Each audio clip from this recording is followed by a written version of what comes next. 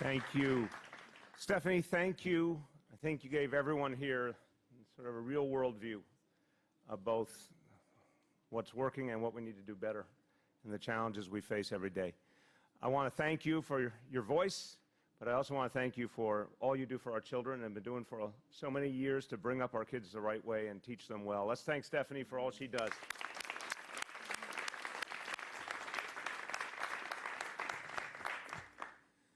We're here at a very, very difficult moment. This has been extraordinarily painful few weeks. And we have to first think about this in terms of the people we've lost and the families that are left behind in agony and the pain they're going through. And the fact that this all happened in such a small amount of time, and it's a crisis, it's an emergency. And we can never look at such a moment like this and think we can do things the same way. We have to feel what all those families are going through right now. And we have to go farther. And we've got to see this end. It cannot go on like this. These last weeks have been something that should never be repeated in this city. And today we take another step to try once and for all to prevent it. Because that's the whole idea of Vision Zero. Vision Zero never started with the idea we would just save a few lives. Vision Zero is all about saving every life. And everyone understands how difficult that is, but it is the right goal. And we have to put everything we have into it. But we cannot let these good people die in vain. So let's start with a moment of silence for all the cyclists that we have lost in these weeks.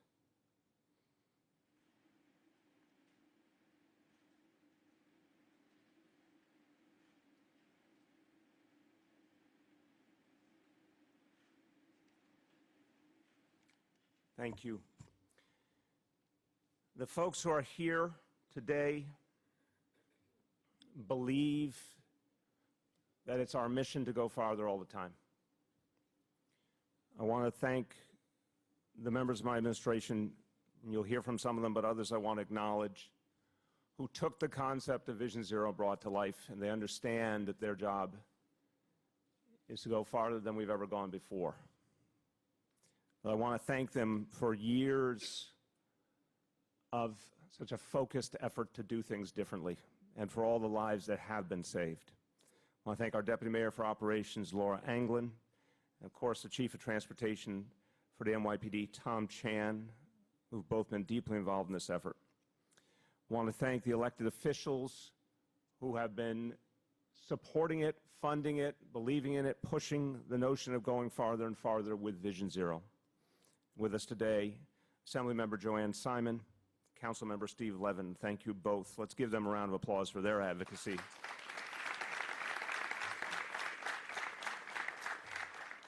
And I especially want to thank the advocates, the activists who have fought so hard. And I want to particularly note their struggles in Albany, which sometimes were as frustrating as they could be, but many other times led to great victories, most especially recently when we got the ability to put speed cameras in front of hundreds and hundreds of schools in a way we've never imagined previously before. And that's going to change the situation deeply. That's going to save a number of lives.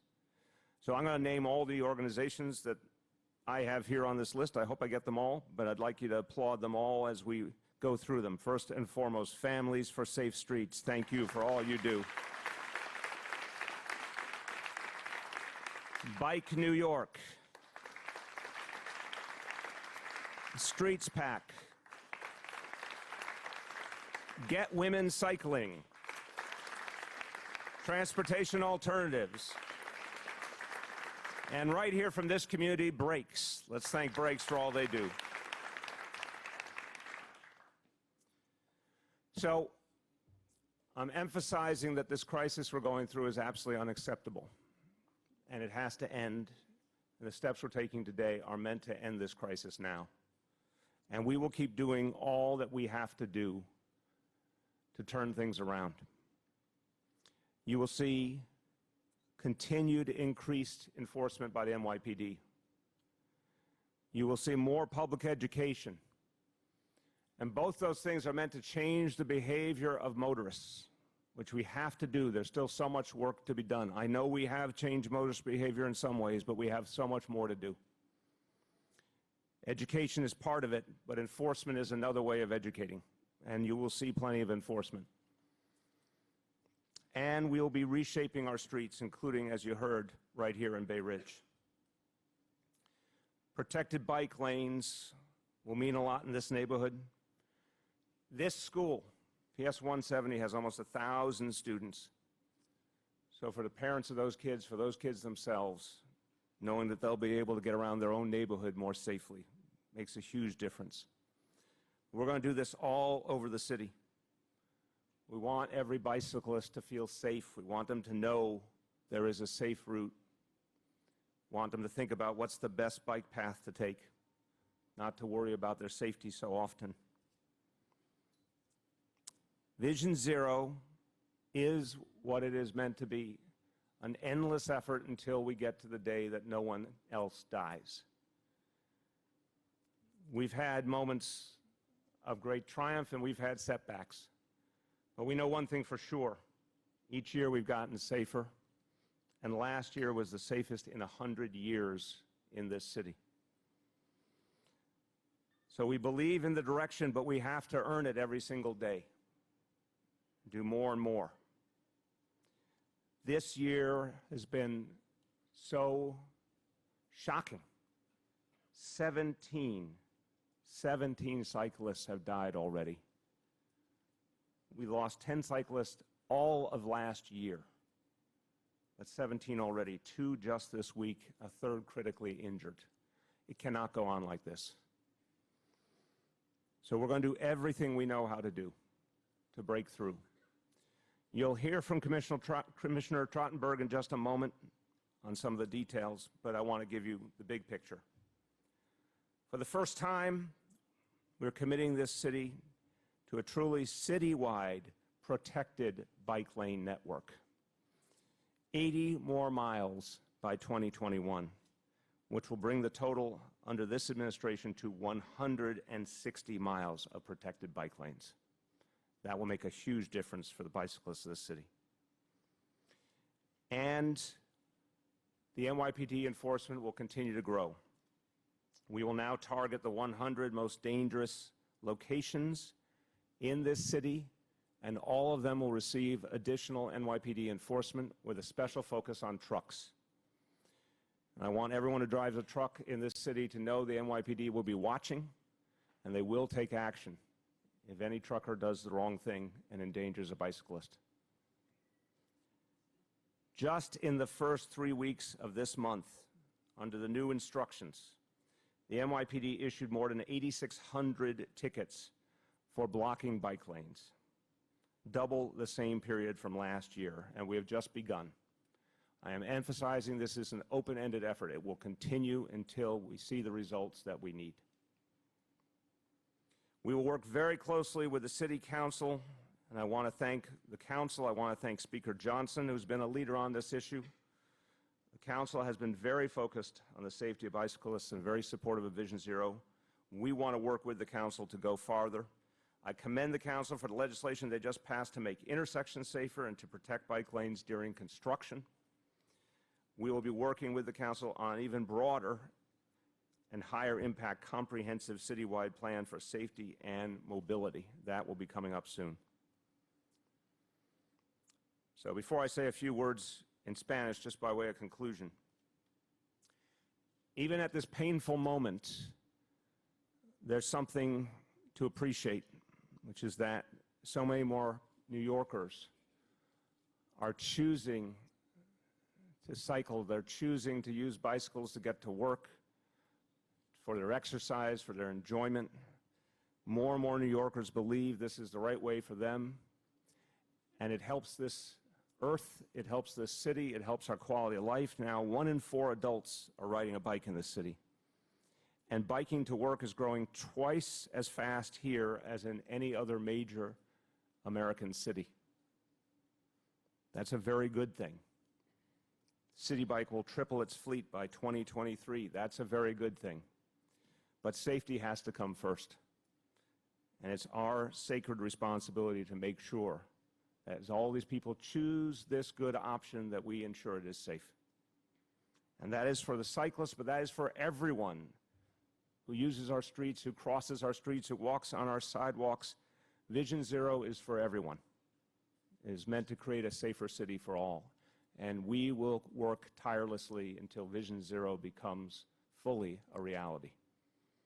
A few words in Spanish. Gracias a Visión Cero, el año pasado fue el más seguro en un siglo. Pero no aceptamos la crisis de las muertes de ciclistas. Estamos comprometidos a rediseñar nuestras calles y aumentar nuestros esfuerzos hasta que Nueva York sea la ciudad más segura para los ciclistas. So we're going to redouble our efforts, and in doing so, depend on the good men and women of the Department of Transportation. A lot of times, their work doesn't get some of the attention that some of our other public servants get. They all deserve great credit, but the folks at DOT often labor in obscurity. I like every chance I get to shout them out and thank them for what they do to make us safe, to make our roads better to drive on and ride on. All they do to make this a better city. A lot of good men and women working every day for us. And my pleasure now to introduce their leader, the Commissioner of DOT, Polly Trottenberg.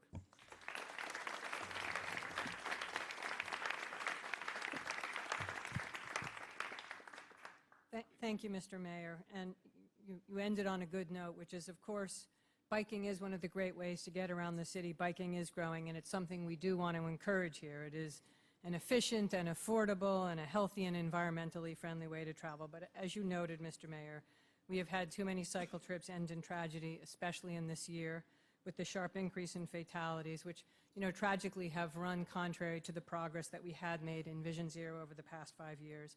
And as you said, we always knew progress wouldn't always be linear with Vision Zero. We would have setbacks, and clearly we're having a very difficult year. And I know I can tell you, everyone at DOT, we join with you in grieving for all of those that have lost their lives on our streets. We feel it keenly. But we also know, and Mr. Mayor, you've summoned us to this, that this is a time when we need to bring some new vision, some new energy, and some new resources to tackle the challenges. And I'm grateful to you and to the Speaker and to our Council Chair and to the other elected officials and advocates and other partners who are joining us here today for that. And as you mentioned, we put the plan together, and I guess I should hold up the plan, Greenway. I do want to thank all these. I do want to thank all the advocates who are here today and the Vision Zero Task Force, our interagency group. We got great input from all of them on the plan we're putting in front of you today, as well, of course, as our partners and leaders on the City Council. The plan we're presenting today, it's robust and ambitious, a plan for improving safety and the riding experience for cyclists in the long term, and we'll talk about that, but also a slate of more immediate improvements. First of all, one thing we have always heard loud and clear from the advocates, and those of us who cycle know this well: the best way of making cycling safe is more protected bike lanes. So we're announcing today DOT is increasing the number of protected bike lanes we aim for each year. It had previously been 10. We had been trying to get closer to 20 each year, but we're going to get to 30 each year. And for us, that means a dramatic increase in both personnel and resources, and I want to thank the mayor and our deputy mayor here for helping us with that. That's going to mean $58 million in new resources, and the number of folks at DOT who work on bikes is going to grow by about 75%. We're going to hire 80 new people. And those resources are going to be tremendous. And I want to thank you, Mr. Mayor. We've had our ups and downs with Vision Zero, but you have always been constant in your leadership and in the resources that you have provided for us.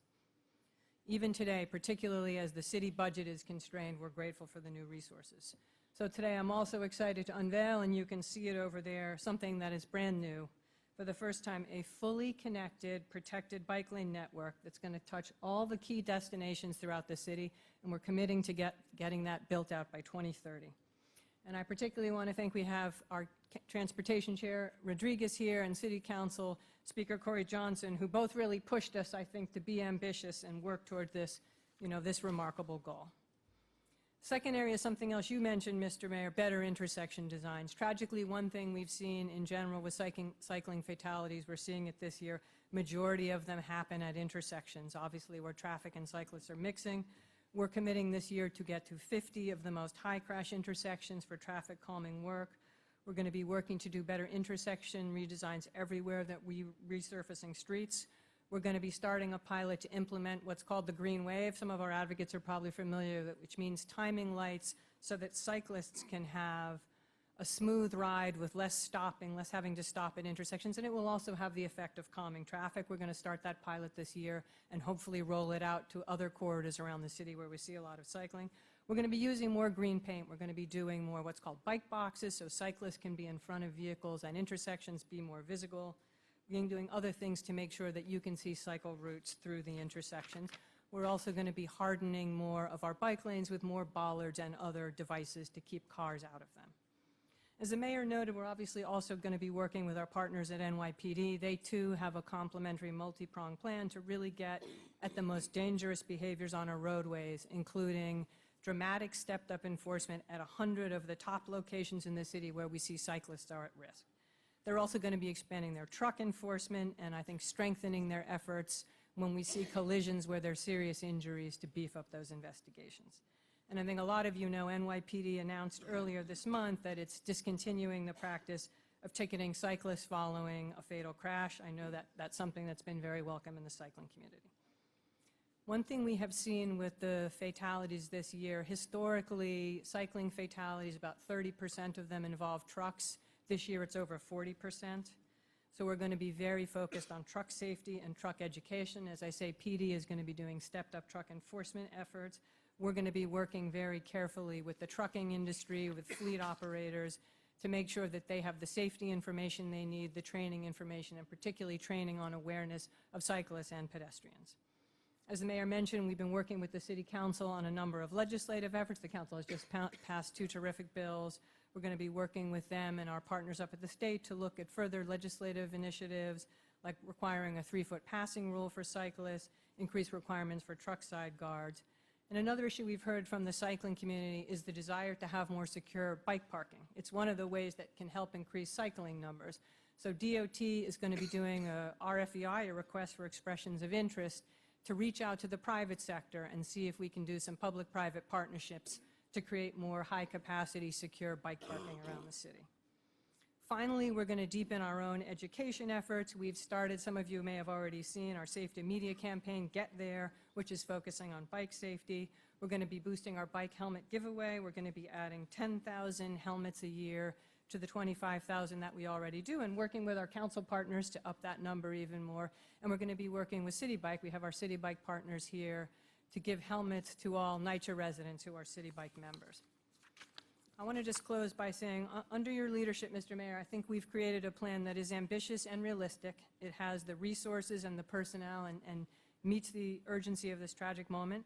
As we know, it will require a strong collaboration with our sister agencies, elected officials, local businesses and institutions, neighborhood residents, advocates, and other stakeholders. I can say we at DOT look forward to working with you all on this plan in the months and years ahead. And I want to thank you, Mr. Mayor, also for singling out the men and women of DOT. They work so hard to make our streets safer, particularly for today's announcement. Such hard work by our bike and safety education teams. Their dedication, their creativity, their passion and grit are really second to none. And this has not been an easy year for any of us. We've all been grieving at the rise in fatalities, but I want to thank them. I know their work has made this city safer, and I know they're very excited to get to work on this plan.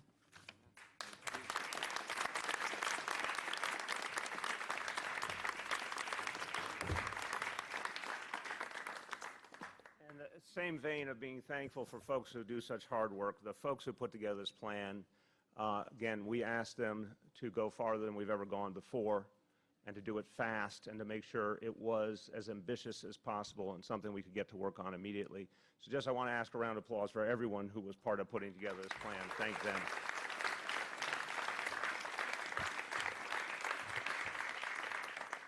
With that, just tremendous support, encouragement, advocacy, pushing us to go farther, helping us go farther, supporting Vision Zero, helping to get the resources every time There's been a need. Chair Ydanis Rodriguez has been there, and he's been a true leader in the effort to make this a safer city for all. So my pleasure to introduce Chairman of the Transportation Committee, Ydanis Rodriguez.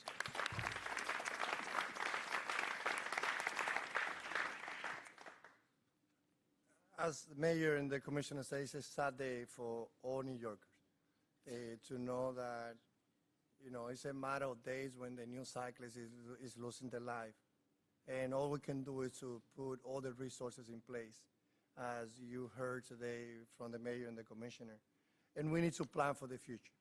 I believe that New York City had that opportunity, and the mayor, as he's going nationwide, he can go to any city saying that New York City is working to be the most walkable and cyclist-friendly in the whole nation. That should be our goal. And I feel that when we look at the numbers and increase of cyclists in the city of New York, there's no doubt that the numbers today compared to 2006 speak by itself. More New Yorkers are relying on a bike to go to work, to go to school. However, it is our responsibility now to be sure that our streets are safe. So I'm here to say, yes, we are heading in the right direction. Yes, to increase the number of miles protected bike lane is the right thing to do. And I know that sometimes it's not easy, because sometimes it's not only about the resources, sometimes it's also about the community board, sometimes it's about some voices that they don't support protected bike lane. So today is a day where we can say having the new goal of going for 30 protected miles every year is the right thing to do. Hopefully, of course, as you know, I do believe that we should be aiming to have 100 protected every year, but I know it's a challenge. I know that that should be our goal. I know that there's not a contradiction with the 30 that the DOT will be working today, as we also will be aiming to expand the number to whatever the resources and also the determination that we make. What I have seen is that having City Bike, not yet the institution that, as it was originally intended, was thinking about providing bike services for those people who live in the lower part of Manhattan. Now, in the last few years, we have seen with the new negotiation for the new franchise, now Lyft being in charge, there's an ambition plan to expand City Bike, to make City Bike and bike share accessible not only to the wealthy and to the middle class, to also to the working class. So the number of cyclists will continue growing week after week. And as the growing happens, it is our responsibility again to continue passing legislation, to continue building protected bike lanes so that cyclists will be safe. Again, our goal should be to make the city of New York the most friendly pedestrian and cyclist in the whole nation. Hoy nosotros le damos las gracias al alcalde y a la comisionada porque hoy estamos trabajando con este anuncio para hacer de la ciudad de Nueva York la ciudad que sea más segura para los peatones y los ciclistas. El anuncio de hoy es muy importante, pero vamos a seguir trabajando juntos para todavía aumentar en el futuro la cantidad de millas de bicicleta protegida que tengamos en esta ciudad. Thank you, Mr. Mayor.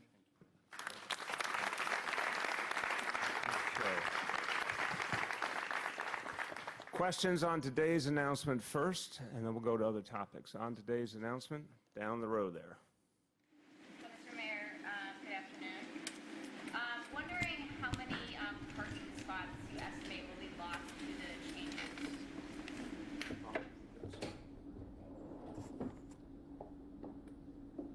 I don't know if I can give you a specific answer to that, but I'm going to say in the thousands. Okay, like between 1 and 2. Maybe we should get applause for that.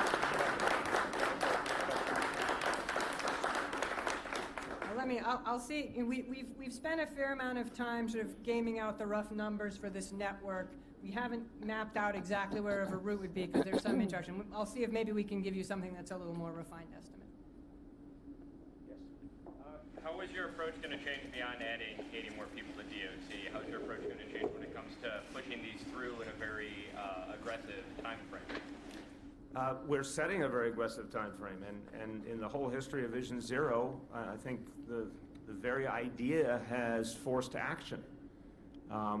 We've moved Vision Zero projects in lots of places where people told us it was going to be politically impossible. We moved to the 25-mile-an-hour default speed limit. We got the speed cameras done around the schools at a number never before imagined. I think the whole nature of Vision Zero is to be audacious.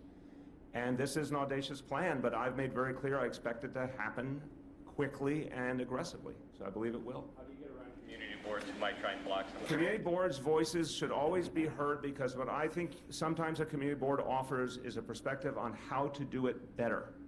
And sometimes, I respect everyone at DOT, but they're working from their professional perspective. Sometimes folks on the ground are able to say, hey, there's a hidden problem here you're not seeing, or there's an unintended consequence. We can fix that, or we have a better alternative. So we have to listen to those voices. But, you know, inaction is not acceptable. That's the standard I've held. If a community board offers a critique or an alternative that's a better way to do things, great. If they simply want no change and we believe no change means less safety, I just give the order. Yeah.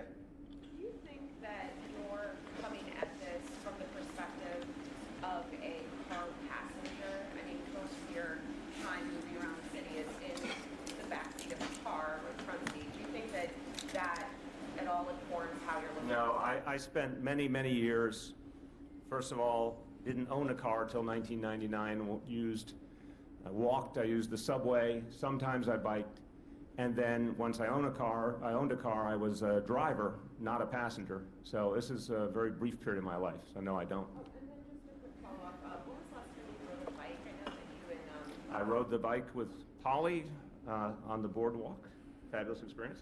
But I am trying to think if there's been a time since then, I'm not sure. Prospect Park, there you go. This might be a question for the commissioner. Do you know, when you're talking about all these new protected lane miles, do you know how many of them are going to be parking protected, and how many are going to be either using paint or bollards to protect them? A lot of people are concerned that the bollards there don't really do enough to keep cars from double parked or parking. Yeah, I mean, we've committed in this report to as many hardened, protected lane miles as we can, and even going back and looking at some of our existing lane miles and seeing how we can harden them. One thing we do, one of the challenges we face in that is working both with sanitation and FDNY to make sure that they can get in and plow and clean, and that their vehicles sometimes, that there's an issue of turning radiuses. But both agencies have been terrific and committed to work closely with us on that, on the goal of hardening more of those protected miles even further. Is that what that language means, like hardening that's parking protected? Yeah, yep. Mayor, how does No, here, I'm sorry. I'm going, Robert, I'm coming to you. Okay, so one is for the commissioner, going back to the parking protected aspect. I know on like the Upper East Side on First or Second Avenue, TSNY told me, or you guys said that you couldn't put parking protected because the street width wasn't large enough for TSNY sanitation trucks. So are you working with other agencies like sanitation to get different trucks so that you don't have to run into that issue? We are in, and I have to say sanitation's been terrific. Commissioner Garcia's been terrific looking at, and they already have some sweeping and plowing equipment that are smaller vehicles that can go into narrow lanes. DOT, we have some of that equipment as well, and actually Commissioner Garcia and I were just talking about how we might include some more of that equipment in the cost of doing these projects, because it is another element we need. So this doesn't really mention anything about like reducing the number of cars. I mean, there's also a huge number and increase in pedestrian deaths, not just cyclists. So, and or that are caused by like private car owners and trucks. So, is there anything that you're doing to also reduce the number of cars on the road? The whole, I think, importance of what was done in April to finally fully fund the MTA is that it will help us to reduce the number of cars in our city.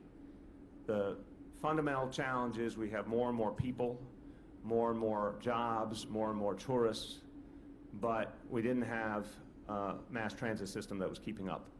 Now that there's going to be funding for the MTA, I think you're going to see better subway service. We know you're going to see better bus service because we're investing in select bus service and a whole host of other things to speed buses along their way. I think the best thing to do to encourage people to get out of cars is to create better mass transit. We're certainly doing that with NYC Ferry, City Bike, a host of things. So to me, that's going to be the difference maker. And I think we are now in a position to act on that. Yeah.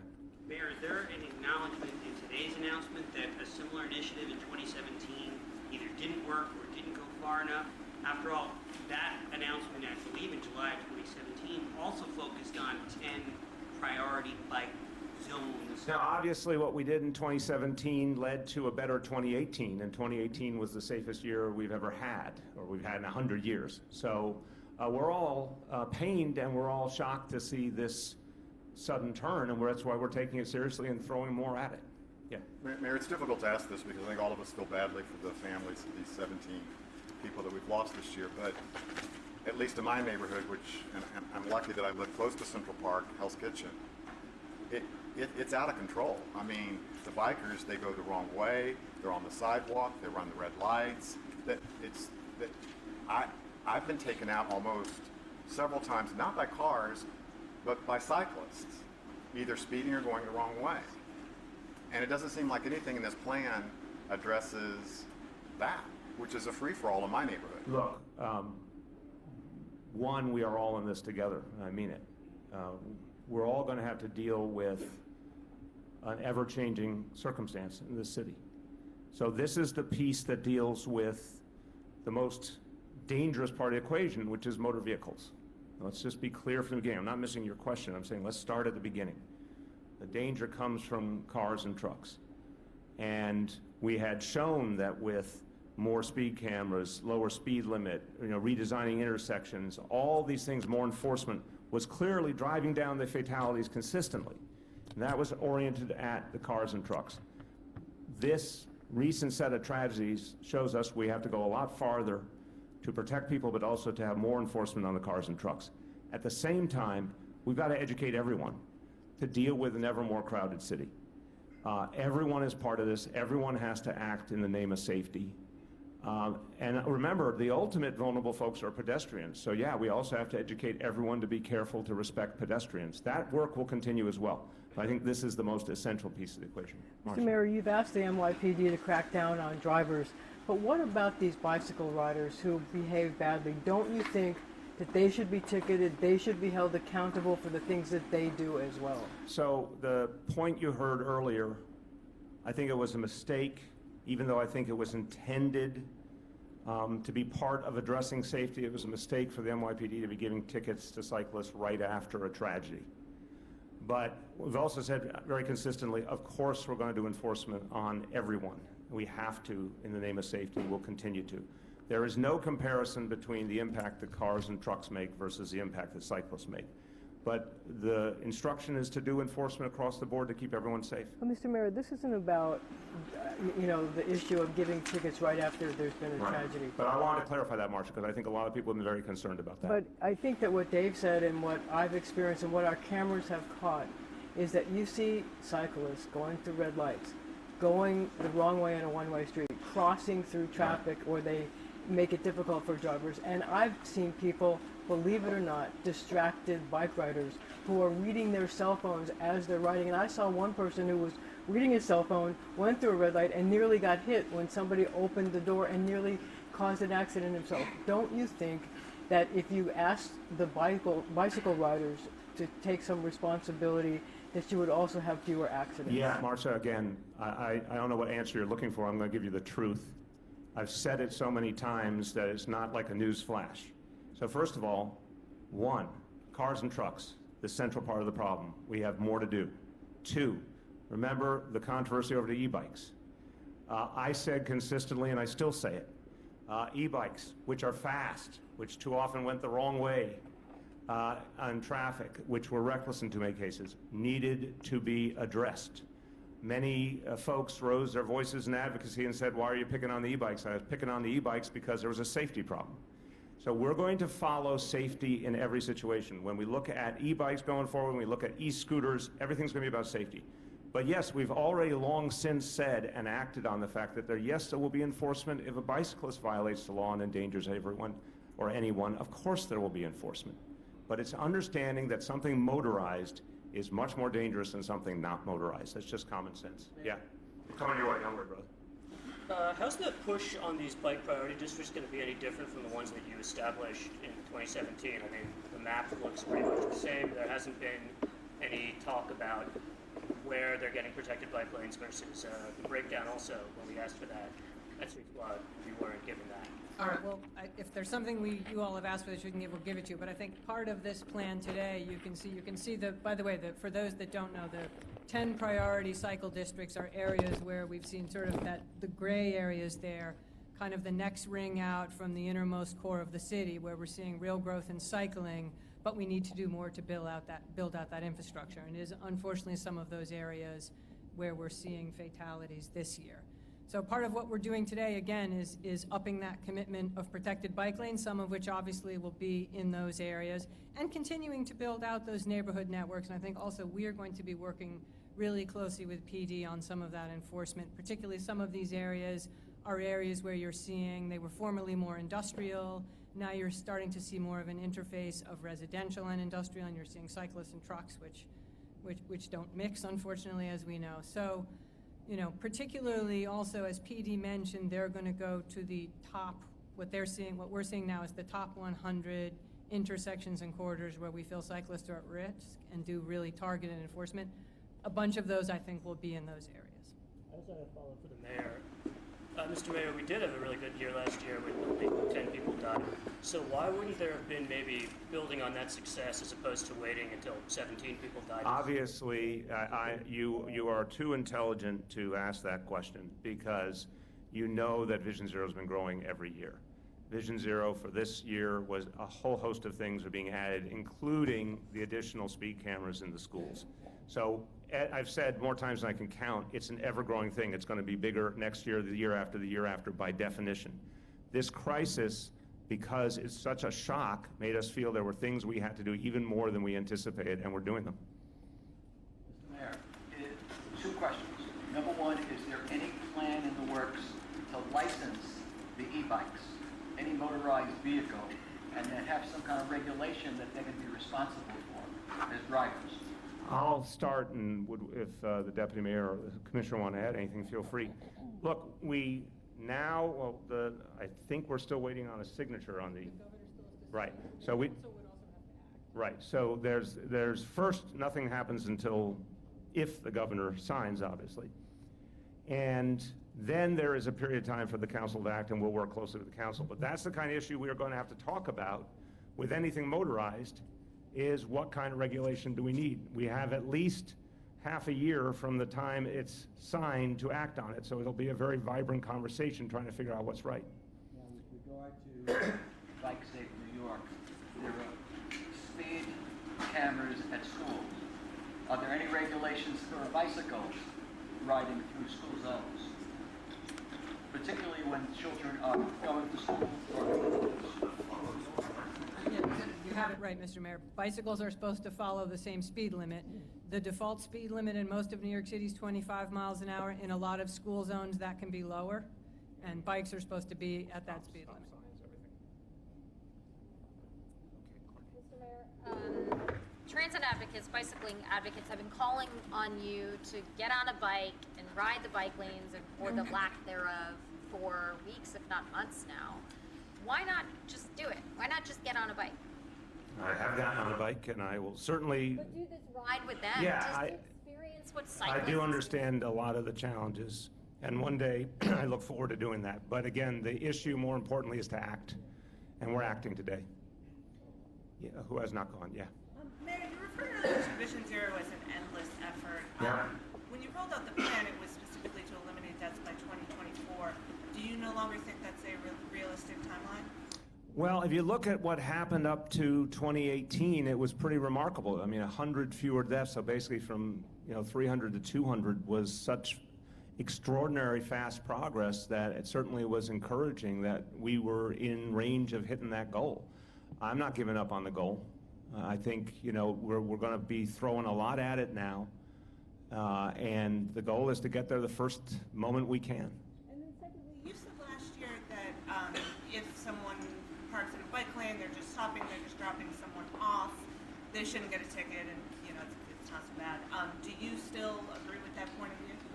I think that the goal here, obviously, is no one ever stop in the bike lane. But I still believe, and I know our officers will always show discretion. I'm using the obvious example, having been a parent myself, if a family's dropping off their kids and it's a very brief stop, there still has to be some discretion. But the real thing that we have to address here is not the person who drops someone off and keeps moving immediately, but the people who actually park in the bike lane and create an ongoing danger. That's the central problem. Other cities that have done robust bike programs internationally have kind of supercharged them with bike-specific signaling, which we have a little bit of in the city, but not a lot. I didn't hear you talk about if there'd be bike-specific signaling, and would that not kind of supercharge both the safety and regulating bicycle aspects some of my colleagues asked about? So I think actually we're very excited about a bill that the City Council has just passed, which is going to enable cyclists. One thing we've started to do all over the city, we are now doing it at thousands of intersections, or what's called leading pedestrian intervals, which is giving pedestrians that walk signal 10, 15 seconds before we let cars start to go forward and turn. The council has just passed a bill that is going to enable bikes, and frankly many of them do it as sort of a common practice, but to codify that they can go on the leading pedestrian interval. We've actually found, having done some studying of that and working with PD, that is proving a really safe treatment. We are looking potentially at some other places to put in bike-specific signals, but the LPI system actually seems to work very well. So, the legislation and policy section, it says you're going to work with the council and task force to streamline community board notice and presentation requirements. How quickly will those be streamlined? What do you have in mind for that? How much faster will that process be? I think it's a little premature to say. I think, as a lot of you know, there are certain legal steps that the department has to take in terms of sending notification to community boards when we do bike lanes and other things. And again, I think the mayor put it well. I mean, we have a lot of we welcome the input from community boards and local communities. They're on the ground and give us a lot of ideas about how to improve our projects. I think we want to make sure we're not being caught up in steps that are just process that aren't adding value, but something, again, we'll need to work with the council, and I can't give you an exact amount of time we will save. And would you consider applying that to city bike street space? What do you mean by that? Well, it says community boards for bike lanes, but does that apply to city bikes as well, being new to city bikes? Yeah, I mean, I actually think our city bike process is pretty streamlined. We generally have a sort of an open house process, and some of you know a portal online where local communities can come and give input. We use our criteria to go out and survey all the block faces and figure out where we can put the stations where there won't be infrastructure or other interferences. So, we present that to the community board, and then we go pretty quickly. So I think there we've done a decent amount of streamlining. Correct me if I'm wrong. Last week did you say that? Sorry about that. Last week did you say that the reason that the city bike expansion is going to take until 2023 is because it's a public review process? Well, I don't think that's quite what I said. I think what I said, I mean, look, remember, we are now turning what we think about the 8th largest bike share system in the world to probably the 2nd largest. We are adding, I think, like 35 square miles of new territory. There has to be some good work done to make sure and again, we're going to be in multiple boroughs, so, I don't think the community board process holds us up tremendously, but there is some process there. We want to make sure we site those stations, in a way that's going to work. Who has not had a question, please? Go ahead. You mentioned 2018 having been so safe and a drop in fatalities, and then 2019, you described it as a shock. Is there anything at all that you can attribute that tragic increase to at this point? Is there anything that's making cyclists more dangerous? Right. Let me let Polly speak to if there is any analysis that we think can really be verified. But I just want to speak from the heart. Whatever's causing it, it has to stop, and we have to throw everything we got at it. And look, I mean, again, Vision Zero is not like what you normally see in government, which does not aspire to perfection. We're literally saying zero. And it is amazing how that has motivated an extraordinary amount of action and change. So that's my point running through all this. I'm not trying to think in terms of the symbolism or the different factions or the different interests here. I just want to figure out how we can save more lives, and if that means a lot more enforcement, which is not a popular thing, but it's a necessary thing. We're going to keep doing it. So regardless of what might be causing it, we have to throw everything we've got at it. I don't know if you have anything to offer on the analysis. Well, I'll offer a little bit if you all have the report. I guess just sort of a couple of contextualizing things if you look at page 5. Because I think, you know, we put in there 10 years of cycling fatalities, and the mayor said last year was, you know, an extraordinarily safe year. People still died, and of course we're trying to reduce those numbers further, but you know, you can sort of see the numbers over the past 10 years have sort of been somewhere in the, typically the mid-teens to the mid-20s. What we're seeing for the spike this year, and we mentioned it in the report, the spike is really very heavy in Brooklyn. The numbers in the other boroughs are sort of tracking as they have, you know, in recent years. A lot of them have involved trucks. You know, a lot of them, again, I think, as I'm saying, we're seeing them in some of these areas where cycling is increasing, and cycling is really growing all over the city. It's growing in Brooklyn. Areas where perhaps they were previously industrial, there's a lot of commercial activity. You know, cyclists and trucks are, you know, mixing on the street. So again, solutions for us, heavy focus on Brooklyn, heavy focus on protected infrastructure, heavy focus on working on truck safety, on enforcement, and truck education.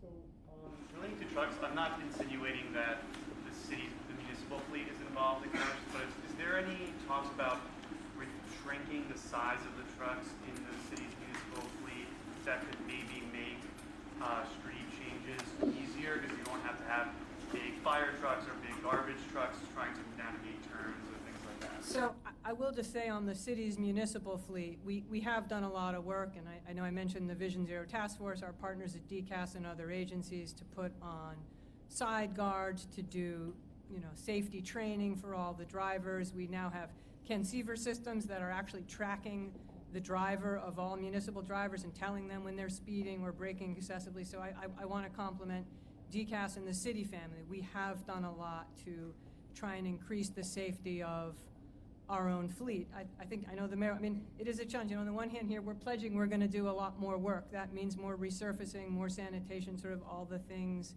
that necessitate trucks. We have been in a discussion, again, particularly with sanitation and FDNY, about other places where we can use smaller vehicles. I can't say we've solved that one totally yet, Mr. Mayor. Commissioner? No, we're working on it. Yeah. Commissioner? Contact. What role has the presence of Uber and Lyft and the other car hail services impacted the numbers? A factor in this?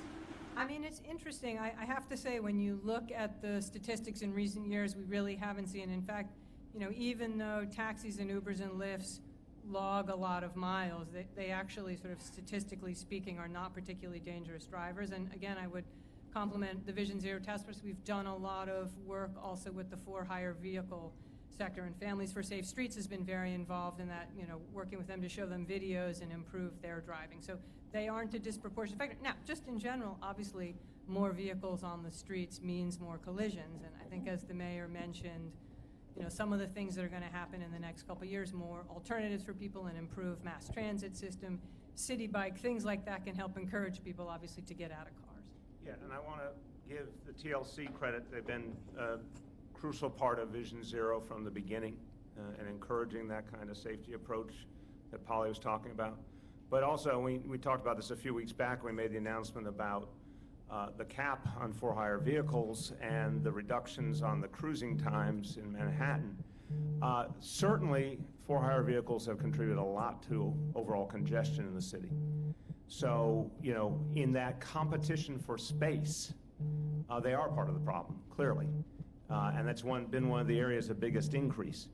I think these new rules are going to help.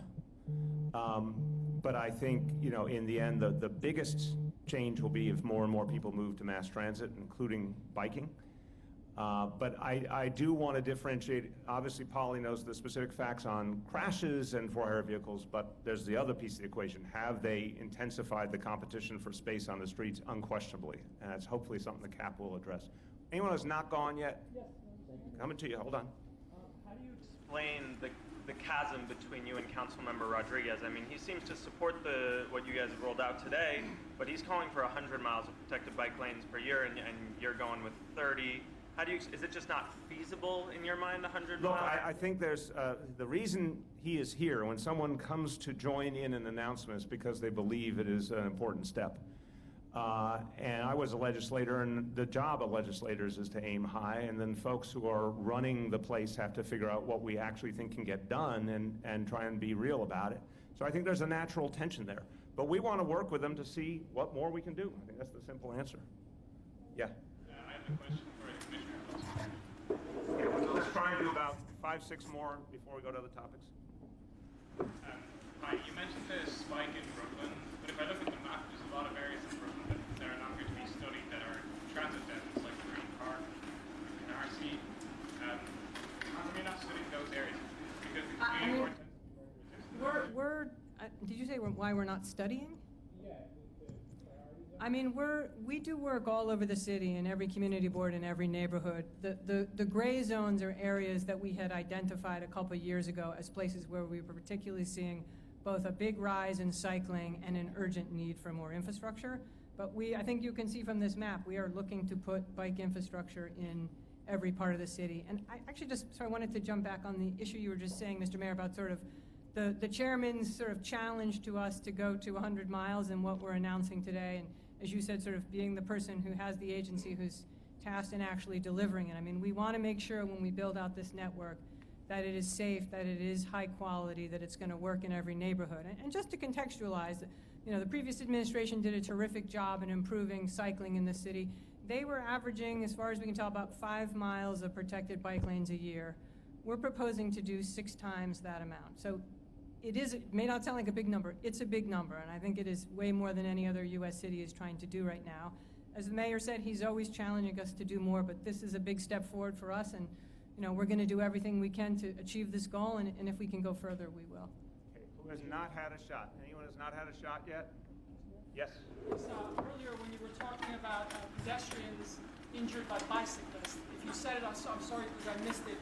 What are the numbers as far as injuries and fatalities? I don't have that, but maybe Polly does. All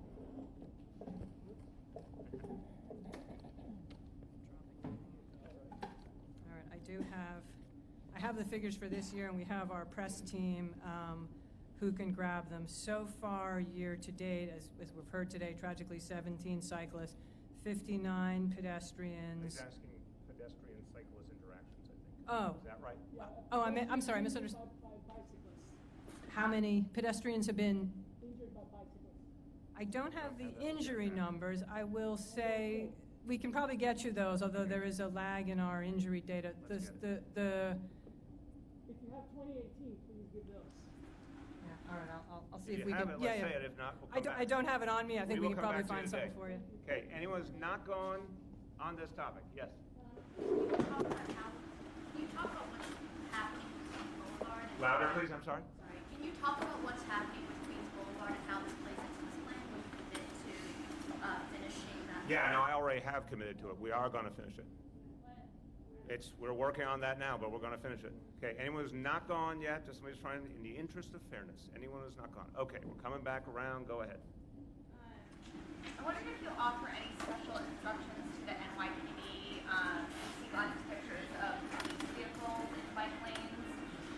And then just wondering if, when was the last time you cycled on a city street, Mr. Mayor, versus in the park? I just can't give you the chapter and verse on when I did each thing in my cycling life, but I can say on the instructions to the NYPD, absolutely, NYPD vehicles are not supposed to block bike lanes unless they're in the middle of providing an emergency service. I would say exactly that was the answer, and that's correct. And we discourage our officers, and part of our review and daily meeting with our boroughs and officers, we share that message to keep out of our bus lanes, our bike lanes, because again, we want to provide safety for our bicyclists out there. Further than discouraging, will you do any enforcement of your own officers? What happened is that if we do find officers that are parking vehicles and it's not an emergency situation, we can take disciplinary action against those particular officers. But again, we certainly discourage them. We don't want them to park there anywhere in the vicinity of those bike lanes. The crisis this year when it comes to bicycle fatalities were a shock. but you talk to a lot of cyclists, you look at some of the data, and the writing seems to have been on the wall. I know severe injuries are down under Vision Zero, but cyclist injuries last year hit 4,700. They were at 4,000 the first year that Vision Zero was launched. So do you think your success when it comes to reducing fatalities has blinded you from the larger issue? No, I think the job one is saving lives. We were saving lives very consistently, and I believe we will be able to continue that progress. And the number of measures we put in is extraordinary. Look, we may have a disagreement. I think what is the most important thing is action. And Vision Zero didn't exist before this administration. I don't remember people saying, you know, where is Vision Zero? We decided it was something to do because we thought it was needed no matter how audacious.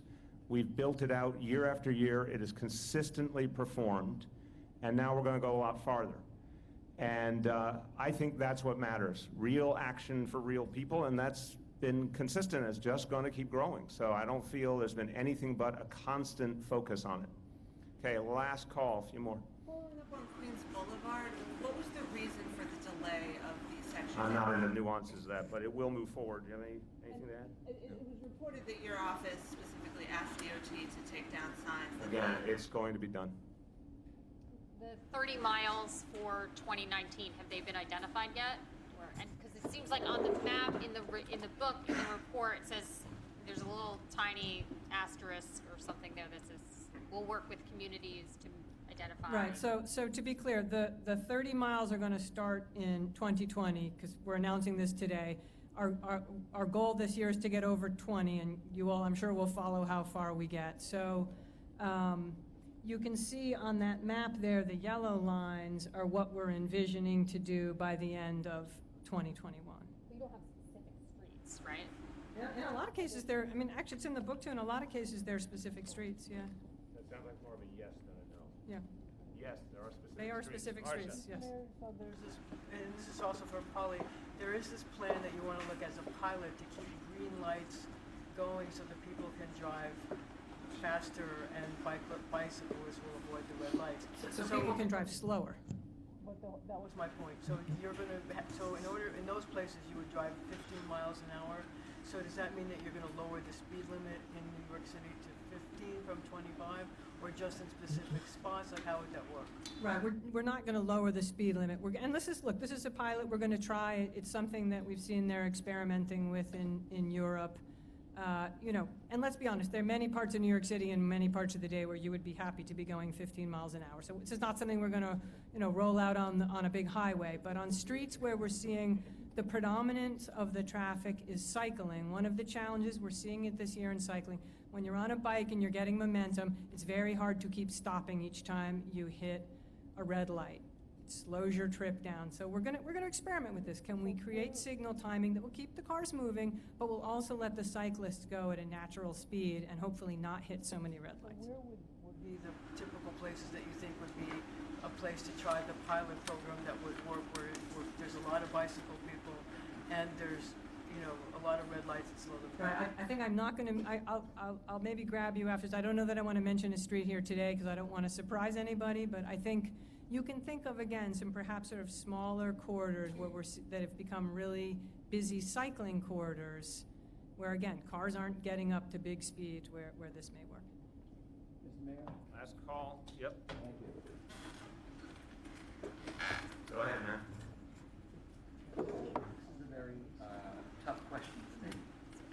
You have behind you about 50 individuals. You have NYPD. You have organizations representing groups that have had some serious things happen to themselves and their families.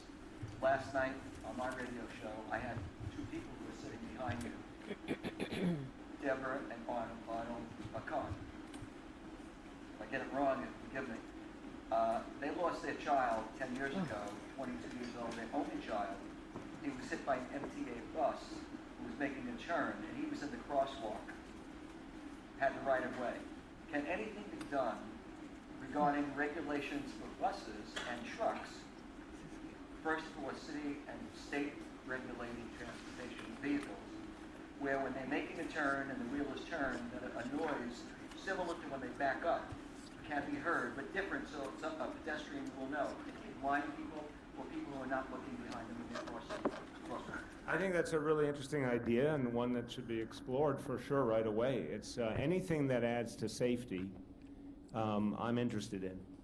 I think in the immediate term, what we've made clear to anyone who drives is you have to yield to pedestrians. And I think it's really obvious that for a long time in this city and this country, that was not the culture. That was not the reality. Even though the law said it, people ignored it all the time and there was no enforcement. When we put Vision Zero in, NYPD got very energetically involved in enforcing on failure to yield for everyone. And that's made a difference. So speeding, failure to yield, parking in bike lanes, these are all things where the more enforcement there is, the more it will change behavior and protect lives. Some people here may know that you're running for president.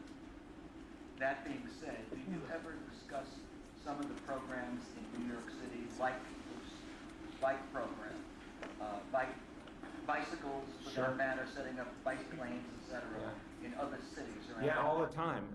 I've been talking about Vision Zero in other parts of the country because I think it should be a national vision.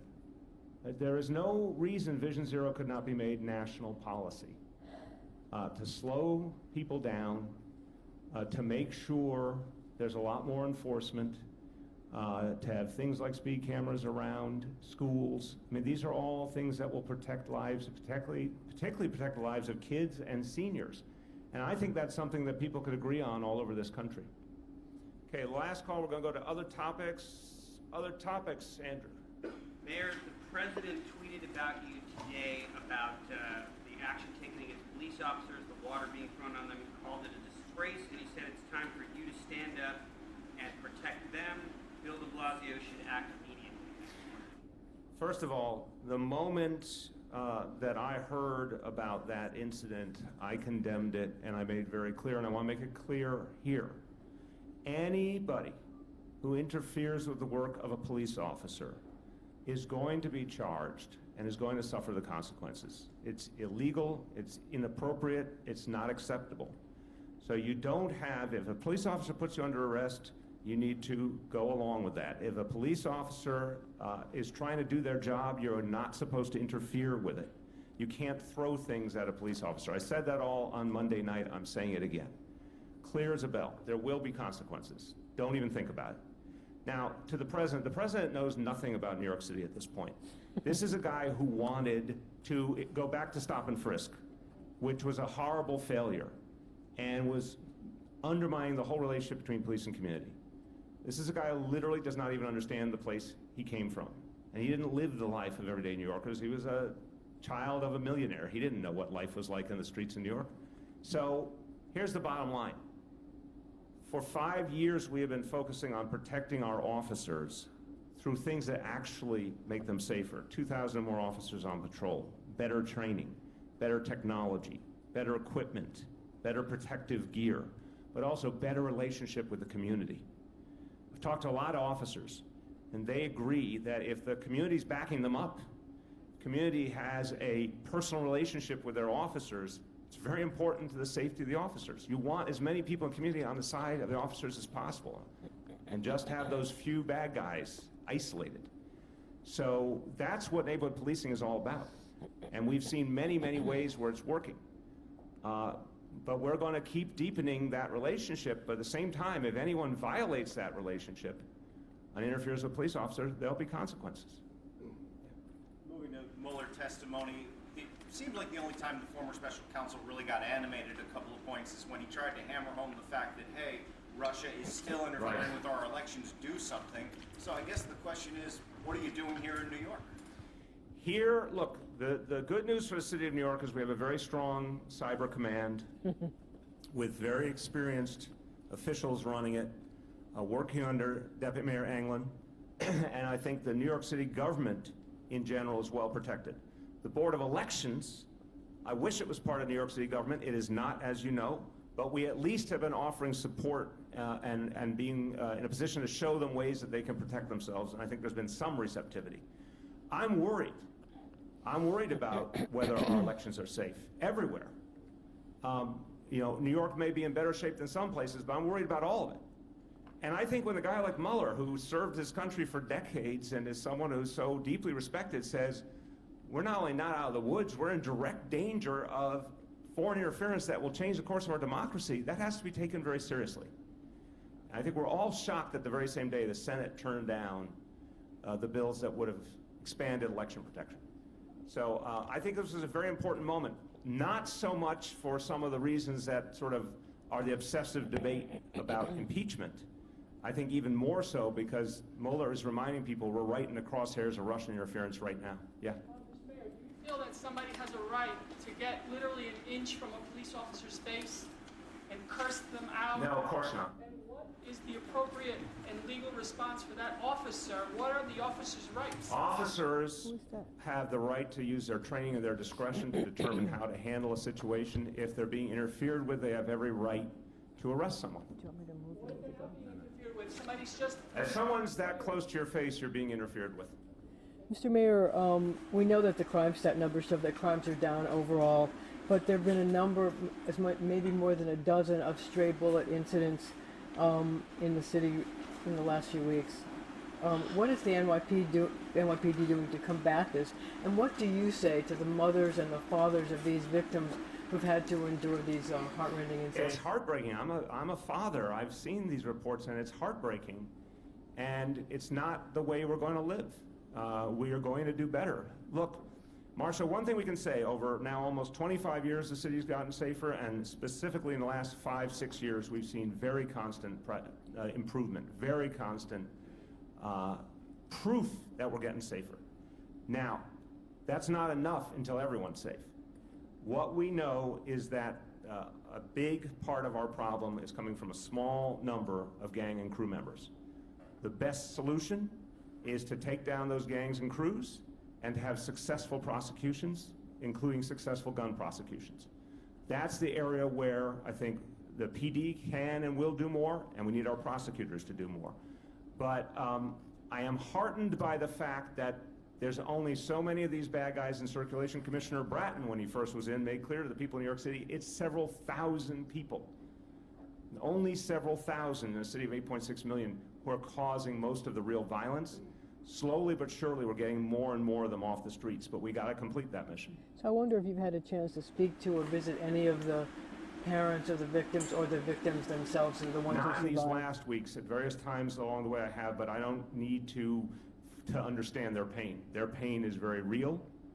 I take it seriously. I look at every report in the morning, Marcia. I get the full rundown from the NYPD of what happened overnight.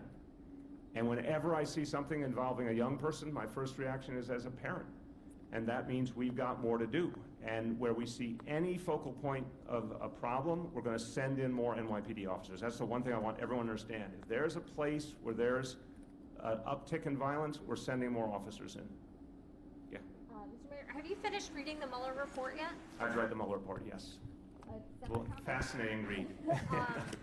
You were in Washington, D.C. 2 days ago? Yesterday? 2 days ago. 2 days ago. You were right the first time. Always go with your first guess. And you were not alongside Kirsten Gillibrand and a number of other police unions as they were championing the Senate's passage of the Victim Compensation Act. It's our understanding that you wanted to be there, but were told no. Why do you think the senator's office told you no? You have to ask the senator. It makes no sense to me.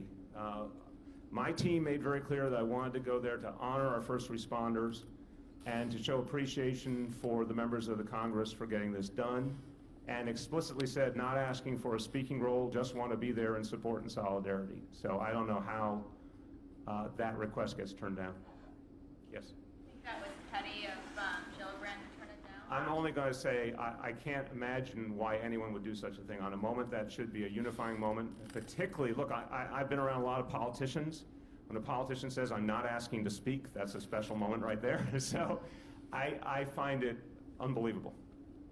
So the city is suing American Airlines over violating the paid sick leave law, Yes. allegedly. Can you talk a little bit about that? I mean, No, because I heard about it literally walking in the door. So the Department of Consumer and Worker Protection can tell you all about it, but it just broke literally coming in the door. Yeah. In addition to the Mueller report, have you read the MTA transformation report? No, And do you not the have whole any- report. I've read a summary, I haven't read the whole Do thing. you have any thoughts on it having passed yesterday? I Or do you- believe it is consistent with the 10-point plan that I put out with the governor originally. So I'm comfortable that it was the right direction. My central concern is that we get a stronger, clearer direction from the MTA and more accountability. So I do believe it's directionally correct. The Attorney General's office is now open an inquiry into Con Ed and exactly specifically what happened with the blackout situation. Can you weigh in? We haven't heard you yet. Oh, I've spoken to this many times. I'll speak to it again. First of all, I agree and appreciate that the Attorney General's done that. I think it's necessary. I think the whole state government, any state entity that has the power over Con Ed, over utilities, should use that power right now. We are also going to be doing an investigation at the city level and demanding answers from Con Ed. I tell you, from Saturday night, so now it's Thursday, so 12 days, I've spoken to the president of Con Ed numerous times. He's never had trouble finding me when he wanted to tell me something, texted me, he's called me, and I only have said to him, give me an answer. Tell me why the first incident happened Saturday and how you're going to ensure it won't happen again. Tell me how the second incident happened this last weekend, on Sunday. Tell me how it's not going to happen again. Suddenly my phone's not ringing. So, and I've said to him, I'll say it to you, I said, we in the public sector, we don't get the option to just not have an answer for something. You know, we have to come up with a meaningful answer. So I'm very disappointed in Con Ed, and I think they deserve these investigations and a lot of oversight because, you know, it's just really basic. You can't say we've had two very, very serious problems and we know nothing about how to stop them. We're getting no assurances they won't happen again. That's unacceptable. Yeah. Can you guys talk about with Con Ed and infrastructure in general? We saw a lot of flooding in the streets and also in the subways. Can you talk about what, if you have any plans or if the city has any plans to improve infrastructure? Yeah, the city is putting more money into infrastructure than ever in our history by a lot. We are running huge capital budgets right now. And I made that decision. Previous administration, I'm not saying they didn't do some good work, but they tended to be adverse to a big expansion of capital spending. I think it's absolutely necessary. And part of why I think it's necessary is we're not seeing a lot of support from the state level. We're seeing no meaningful new support from the federal level, and there is no federal infrastructure plan. So the city of New York is trying to keep it together here, but we're running out of time. What has to be resolved in this next election is there must be a huge federal infrastructure plan, $1 to $2 trillion to begin. Because a place like New York, but many other places in the country, we cannot fix our problems without a giant federal infrastructure investment. It's literally too late for us to fix our own problems. People have to be really clear about that. It's more than we could ever afford at this point. So we're doing things as they come up to try and keep things together, but the bigger picture, there's kind of a state of delusion in this country right now that we could go on like this without having massive negative consequences in terms of safety, in terms of our economy. We're running out of time. The Speaker Johnson talked about this fear about if another Sandy hits with New York City's current infrastructure. Can you say that you share the same fear, or how do you feel about that? I think the difference when it comes to specifically what we've done since Sandy is there has been a substantial amount of investment. So if you just take that one case, thank God there has been. And we're in the middle of a $20 billion plan right now. A lot has changed since Sandy. I cannot say that about our overall infrastructure, but I can say that about, obviously, I always use the example of the Rockaway Boardwalk, 5.5 miles. That's also a resiliency barrier. A lot of other major resiliency initiatives have been achieved. A lot of other ones are underway. So we're definitely a better place than we were then. But if you talk about our infrastructure overall, we're in a very dangerous situation. Your response to the letter sent by the New York congressional delegation calling for a bailout of taxi medallion owners who are struggling amid the crisis? Yeah, we are going to do a series of things and have done a series of things to help taxi drivers, beginning with the cap.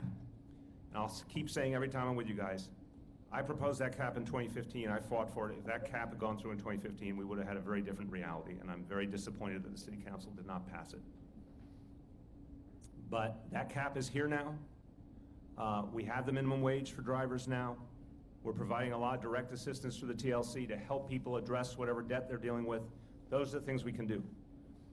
We did not have the regulatory power over the lenders to begin with, and the crisis came on very, very intensely.